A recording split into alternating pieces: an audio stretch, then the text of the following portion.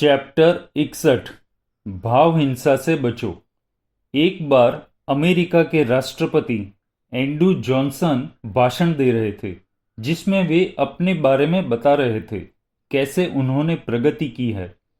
सभा में से सहसा एक ने कहा, आज आप राष्ट्रपति हैं, मगर यह मत भूलना, एक दिन आप दर्जी थे, दूसरों के कपड़े सिलते थे। राष्ट्रपति ने संतुलित स्वर में कहा, महानुभाव, आपका कथन यथार्थ है।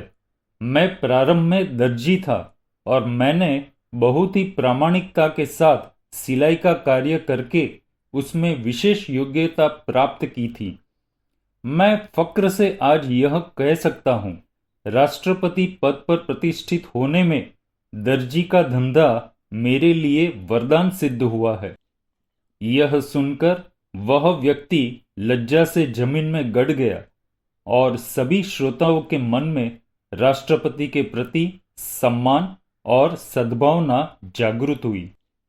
साइलेंट मैसेज यह है, समता, क्षमा और आत्मविश्वास के तले दुर्भावना अपना दम तोड़ देती है।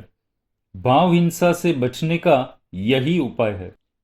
भगवान महावीर कहते हैं, हिंसा अहिंसा का संबंध आत्मा के भावों से है। बाहर में न हिंसा है, न हिंसा के कारण है।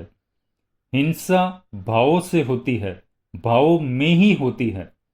इसलिए रागादि भाव की उत्पत्ति ही हिंसा है। प्रायः ऐसा ही होता है, जिसका घात होता है उसकी शारीरिक एवं मानसिक पीड़ा की ओर सभी ध्यान देते हैं, साथ ही घातक को भला बुरा भी कहते हैं। आश्चर्य की बात यह है, घातक का जो स्वघात हुआ है वह किसी को नजर नहीं आता।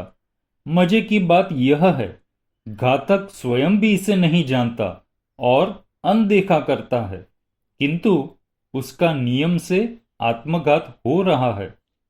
एक बार विचार करो, क्या हिंसा करने के बाद पाप लगता है?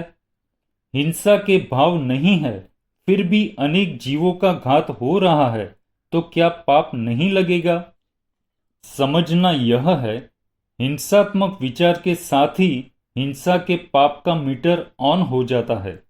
फिर चाहे पर का घात हो या न भी हो, यह सच है, उस प्राणी की आयु शेष हो तो वह मृत्यु से बचेगा।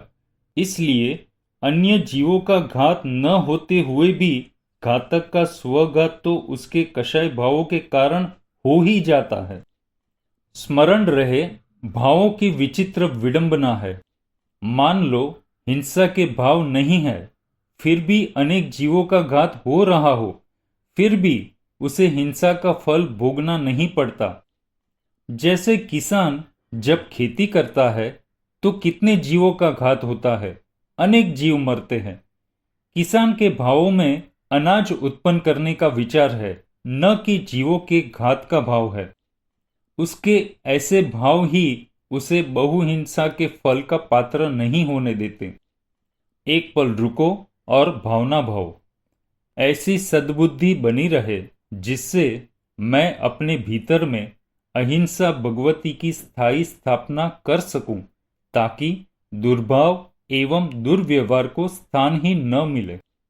सावधान, जीव के जिस समय जैसे भाव होंगे वैसा ही कर्म बंधेगा और उतना ही फल मिलेगा, फिर चाहे वह हिंसा करे या न करे।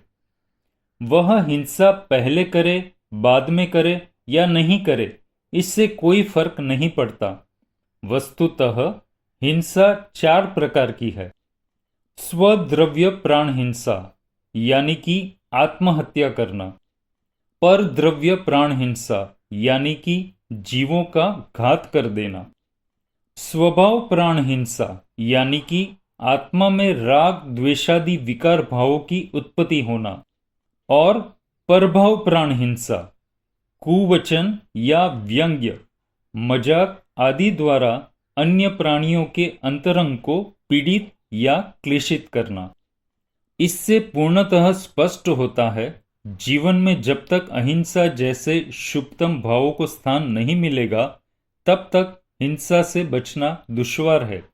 इसके लिए पहले अज्ञान से मुक्ति हो, तभी गलत मान्यताएं टूटती है, फिर द्वेष गलता है, पश्चात राग छूटता है। ध्यान दें, बचाने का भाव आएगा, बचाने का आप प्रयास भी करोगे, वह जीव बच भी जाएगा, मगर अहिंसा का स्वरूप अभी भी अधूरा है। बचाने का प्रयत्न नहीं करना ऐसा नहीं कह रहे। बचाने का भाव अच्छा है, सच्चा है और करने जैसा भी है, मगर वह ज्यादा देर टिकता नहीं, यह भी सच है। इसलिए वितराग भाव जगाना, तब अहिंसा शाश्वत रूप से जीवन में समाएगी। जियो और जीने दो। अपने शुद्धात्मा स्वरूप को प्राप्त करना हो तो पर द्रव्य प्राण हिंसा को अपने विचार में भी स्थान मत दो।